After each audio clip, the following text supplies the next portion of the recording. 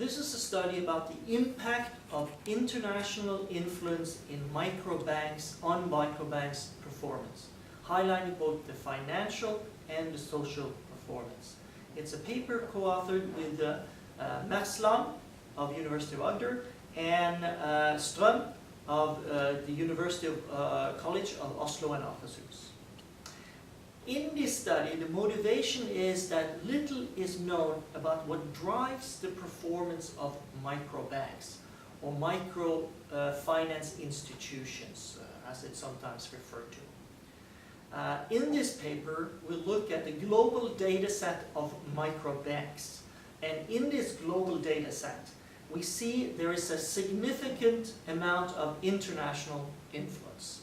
Specifically, we identify international influence on 4 dimensions.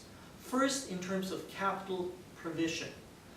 We see 51% of these microfinance institutions in the global south have some kind of international subsidized debt. In terms of international initiation, to what extent these institutions were founded or co-founded by international institutions, such as, for example, CARE, Grameen Bank, and so on, we see that this is the case in as much as 38% of the cases. The third dimension is related to international governance in terms of reporting and board membership. And we see in the global data set that 24% of these MFIs, microbanks, have an international board member. The last aspect that we identify in relation to globalization or internationalization of microfinance institutions relates to their networks. So we see that 33% of these microfinance institutions are members of recognized international networks, such as Opportunity International, Women's World Bank, etc. Now this paper, the theoretical basis for this paper is in the international business literature. That's why it's published in one of the premier journals of international business, International Business Review. And it was published in 2011. Now the theoretical basis for this advantage of internationalization relates to particularly 4 issues. The first one being economies of scale. There's a lot of knowledge transfer in and experience and the role of experience in microfinance. And one potential advantage of this internationalization is that you can enhance the economies of scale by transfer of knowledge across borders.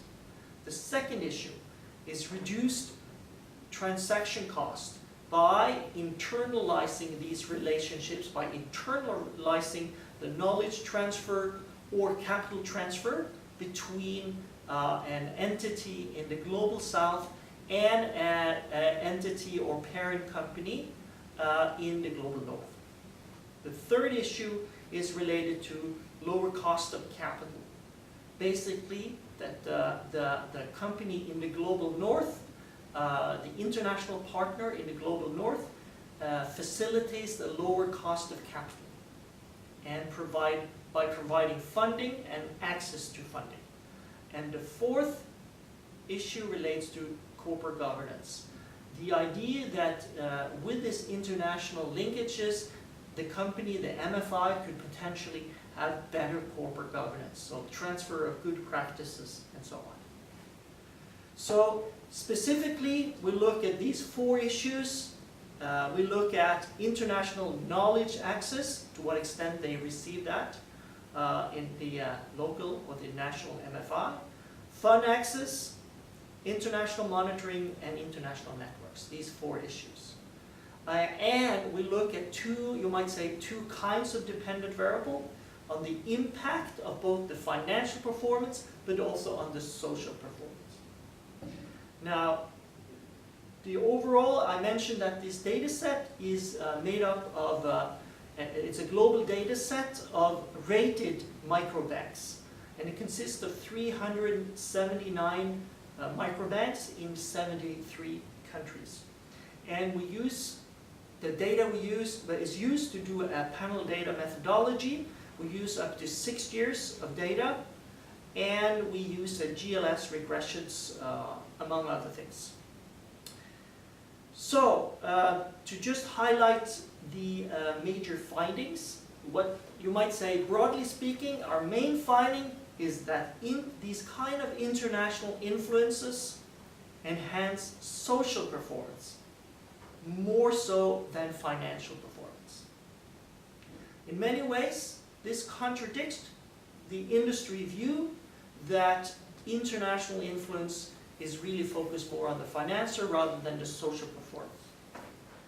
However, even though we see that overall the international influence appears to be an advantage for the microbank, there should be some words of warning that we see also some higher cost, that engaging more cooperation with the global north might entail some higher cost, and that could be some reservation there. Also, another word of caution before you read the paper, which I hope you do, we don't know really why international influence is good.